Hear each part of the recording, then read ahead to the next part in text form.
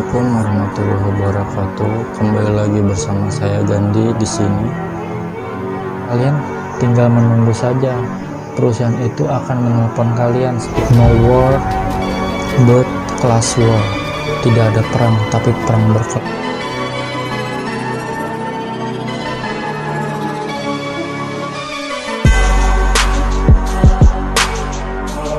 Kira-kira permasalahan apa aja sih yang sering kalian alamin selama menjadi karyawan di sebuah perusahaan? Halo, assalamualaikum warahmatullahi wabarakatuh. Apa kabar kalian semua? Di video kali ini saya akan membahas seputar karyawan. Tonton video ini sampai habis karena ini kisah nyata dan seru banget teman-teman. Menurut kalian apa sih suka duka menjadi karyawan? Pertama, mendapat gaji proporsional yang artinya di atas UMK. Yang kedua, mendapat kebijakan di atas kebijakan pemerintah. Yang ketiga, mendapat jaminan kesehatan double. Sekarang dukanya kira-kira apa aja tuh teman-teman? Dari mulai kewajiban dan juga masalah-masalah apa aja yang sering kalian alamin menjadi karyawan. Kewajiban kita sebagai karyawan adalah mematuhi prosedur dan peraturan perusahaan teman-teman. Jadi kita sebagai karyawan harus berlaku profesional dalam bekerja teman-teman, dalam kedisiplinan dan peraturan-peraturan lainnya yang tidak boleh dilanggar. Yang kedua, kita bekerja harus mengacu dengan target. Karena kita bekerja yang ditanya itu hasil. Jadi tidak ada istilah yang orang-orang bilang gaji buta gitu. Kita kerja seenaknya aja gitu. Datang telat, mangkir, banyak izin, nyantai aja, bosnya saudara gua kok. Nyantai aja, bosnya teman baik gua kok. Kalau pimpinan menilai anak buah berdasarkan dari kedekatan, itu nggak bakalan benar teman-teman menurut teori manajemen. Karena kenapa? Akan saling mengandalkan teman-teman. Jadi itu pentingnya profesional, menilai bawahan berdasarkan kinerja, bukan dari faktor kedekatan teman-teman. Karena kedepannya nggak akan benar teman-teman, baik di sebuah perusahaan maupun dalam tim. Yang ketiga, kira-kira apa teman? Menjilat. Menjilat mah bukan kewajiban teman-teman. Menjilat mah hobi dari segelintir orang yang suka menjilat. Lain balad aing goblok. Ikan hiu makan tomat. Goblok. Kira-kira rasanya gimana ya teman-teman? Rasanya seperti Anda menjadi Iron Man. Mungkin itu teman-teman ya kewajiban yang harus kita penuhi sebagai karyawan di suatu perusahaan. Sekarang kita beralih ke permasalahan. Kira-kira permasalahan apa aja sih yang sering ditemuin, yang sering kalian alamin selama menjadi karyawan di sebuah perusahaan? Dan apa tindakan kalian sebagai karyawan untuk menyelesaikannya? Kalau yang sering saya dengar sih teman-teman, ada pimpinan yang otoriter. Dia ini tidak mengerti soal peraturan, terutama seputar ketenaga kerjaan. Jadi saya pernah dengar cerita karyawan ini salah nih, melakukan kesalahan, sehingga menyebabkan barang yang diproduksi itu menjadi defect. Nah, si karyawan yang melakukan kesalahan ini dipanggil oleh atasan.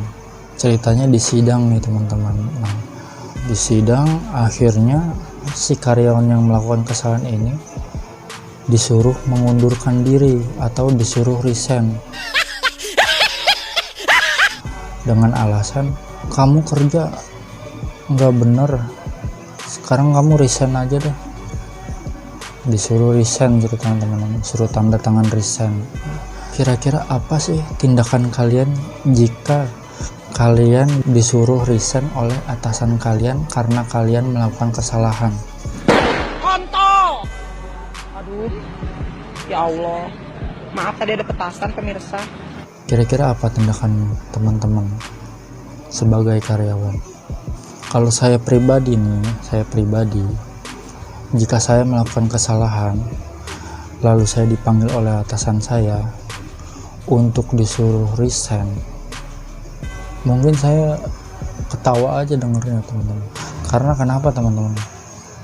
Nggak ada peraturan seputar ketenaga kerjaan undang-undang manapun yang menjelaskan bahwa resign itu karena disuruh.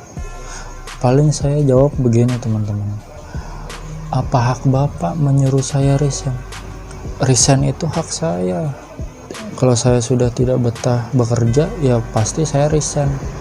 Tapi karena saya masih betah bekerja, ya saya nggak mau resign. Apa hak bapak menyuruh saya resign? Kalau orang awam pasti jawabnya begitu. Nah, jawaban seperti itu sangat benar teman-teman. Sekarang kalau orang yang mengerti peraturannya, jawabannya seperti apa kira-kira? Kalau orang yang mengerti peraturan, tinggal tanya aja ke atasan kalian. Kalau bapak ingin menyuruh saya resign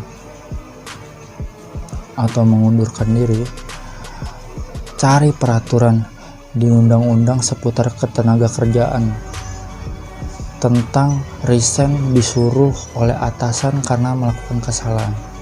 Pasti atasan kalian nggak bisa jawab teman-teman. Dan kalaupun atasan kalian mengerti soal peraturan ketenaga kerjaan, dia nggak akan menyuruh kalian resign, tapi memberi sanksi. Nah, kalau memberi sanksi itu wajar teman-teman. Sanksi itu ada tahap-tahapnya teman-teman. Yang pertama, teguran lisan. Yang kedua, teguran tertulis. Yang ketiga, SP1. Yang kedua, SP2 dan SP3. Nah, di SP3 aja teman-teman, di Undang-Undang Ketenaga Kerjaan, karyawan itu tidak berhak untuk di PHK.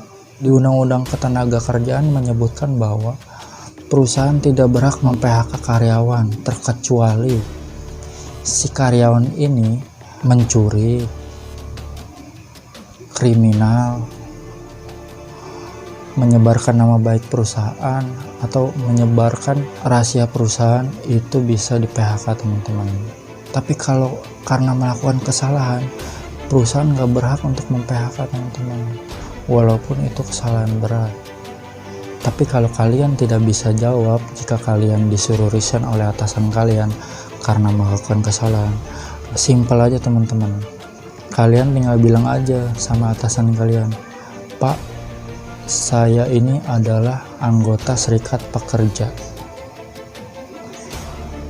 Di permasalahan seperti ini yang menyangkut masa depan saya, masa depan karir saya wajib didampingi atau diadvokasikan oleh pengurus serikat pekerja. Seperti itu teman-teman. Pasti atasan kalian kalau mengerti nih, pasti dia ketakutan kalau kalian benar-benar disuruh resign atas dasar melakukan kesalahan. Jadi kita sebagai karyawan ini penting tahu soal peraturan ketenaga kerjaan teman-teman, agar kita tidak semena-mena dan disemena-menakan oleh perusahaan atau pimpinan gitu teman-teman. Kenapa saya bilang penting kita mengetahui soal peraturan teman-teman? Karena banyak orang-orang di luar sana di penjara karena tidak tahu soal peraturan teman-teman. ITE udah banyak itu korbannya teman-teman, penjara 5 tahun 6 tahun soal penghinaan, ancaman, pencemaran nama baik, itu bisa dipidana teman-teman. Apalagi kalian diintimidasi, didiskriminasi, itu ada pasal pidananya teman-teman. Jadi kalian harus paham soal itu. Melarang hak berorganisasi serikat pekerja pun itu bisa dipidana teman-teman. Ada pasalnya di Undang-Undang Nomor 21 Tahun 2000. Nah, sekiranya begitu saja teman-teman ya, saran saya jika kalian diintimidasi atau suruh resign karena kalian melakukan kesalahan. Kita tidak perlu berlaku emosi terhadap siapapun lah. Kita hanya cukup untuk profesional dan mentaati peraturan aja teman-teman. No war but class war. Tidak ada perang tapi perang berkelas teman-teman. Jadi maka dari itu penting kita untuk tahu tentang peraturan ketenaga kerjaan teman-teman. Jangan sampai kita buta tentang peraturan ketenaga kerjaan teman-teman. Karena kalau kita tidak peduli tentang peraturan ketenaga kerjaan, kita sama aja tidak peduli dengan hak kita. Kita sama aja tidak peduli dengan kesejahteraan kita, masa depan kita, masa depan anak istri kita ke depannya. Kalau kita tidak peduli, kalau kita hanya sekedar bekerja, kambing pun bekerja teman-teman, cari makan. Tapi kita bekerja apa yang dicari? Kita bekerja yang dicari itu upah teman-teman, hak, kesejahteraan. Nah itu saja saran saya terkait topik ini teman-teman, topik yang sering saya dengar di lapangan terkait pimpinan yang semena-mena terhadap karyawannya. Saran saya seperti itu teman-teman. Tonton terus video saya selanjutnya. Jangan lupa subscribe, like, dan bagikan ke teman-teman kalian agar teman-teman kalian mengerti soal peraturan di seputar ketenaga kerjaan. Oke, see you.